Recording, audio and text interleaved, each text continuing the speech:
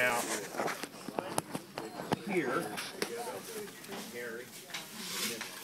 these are adult plants. That's basically a dug up whole Comfrey plant, okay? And the reason I buy that is what we'll do when we go to plant this, we'll snip that much off and that much off. And this thing will still grow like crazy. And those two little pieces, we'll grow new pieces. We'll grow new Comfrey. No shit. Really? I think there's, how many are in here? 26. 1 year plants, 26. Oh, it gave me a bonus again. They gave me some bonus stuff. Now, that's all stuff I just bought. In here, these are ground nuts and horseradish. He's a really good guy. So who they're from? Oh. Coast Comfrey. Yeah, I got some from this. I bought 25 crowns. He sent me 30. Got them on the ground yet? 15 of them in the ground, 15 in the pot. All right. So, back last summer, Nick Ferguson gave me pretty much that much Comfrey. I put it in a pot. And I got 2 great big crowns out of it that are already planted on the ground. And when I took them out of the pot, I cut this off. And this is all, I don't want to get that table all jacked up. Hand me that towel there. I'm already in trouble, I'm sure. But this is all from those 2 little cuttings that Nick gave me. Plus I have the crowns already in the ground. And every one of these will grow multiple Comfrey plants? Yep. You could cut this 5 times. I wouldn't. I mean, Twice. I'd cut that in half. Right there. Now, when we plant these, if you're planting a cutting, right, not a plant, planting a cutting, you want to plant it in the ground like that. Flat ways. Flat ways. If you're planting a plant, you plant it like a plant. Why? Because that's what it expects you to do. No.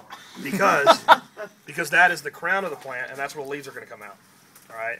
And this plant has already formed. Now, this is again why I buy 1 year plants. Okay? Cutting, plant what's left. Right? So, by buying so a 1 year... you're going to plant them sideways. Yeah, I'll leave that one alone right there. I'll cut that one about right there. And I'll cut that twice to bring it about to the same size. So I'll end up with 3 cuttings plus a crown. Right. Or plus a plant, really. Now, when you see him selling a crown cutting, what he's done... Just trimmed it back. He's trimmed it all the way back.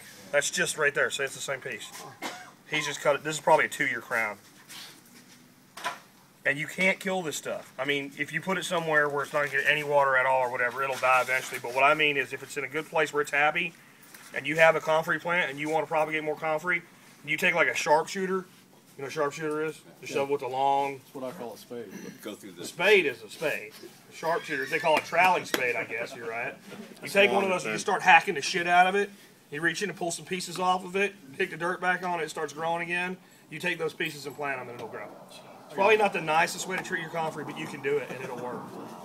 Will it expand itself? Will it set out new plants? It sort of kind of does that. Now this is Bocking 4, not blocking, Bocking 4, and it is sterile.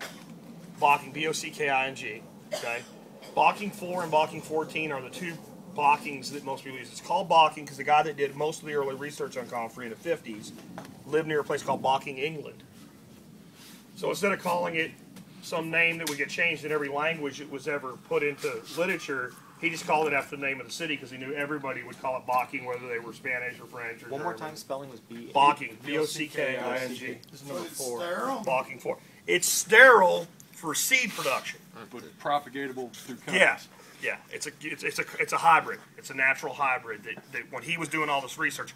4 is the one that most people use if you're going to use it also as fodder for your animals.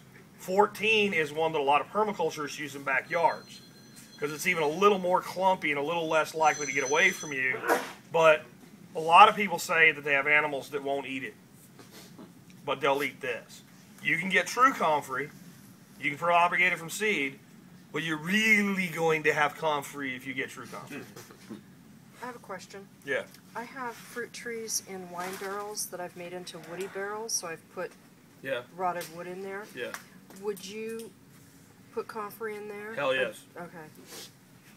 And all you need is that. Right there. Here. Thank you. Just make sure you keep it moist. Put it in a bag with a little bit of wet paper towel. Okay. You can put that too. That'll plant 2 of your barrels. Thank you. I've got 10 barrels, Jack. So, I'm gonna set this here because we're gonna plant after we do our walkthrough. Nobody steal my coffee. You gonna have any of that for the barter blanket? I might. I think we can come up with some. Huh? Coast, yeah. Well, this, like I said, this stuff here, this is all from Nick Ferguson. So if you call Cove and talk to Cove, tell him that you want some of his information. How do chickens eat that? They seem to enjoy it. Yeah. 2 dozen DVDs that explain what's happening in the world. Yeah, that's what I got with my order. I ordered 25 crowns. 25 crowns and got 25 DVDs.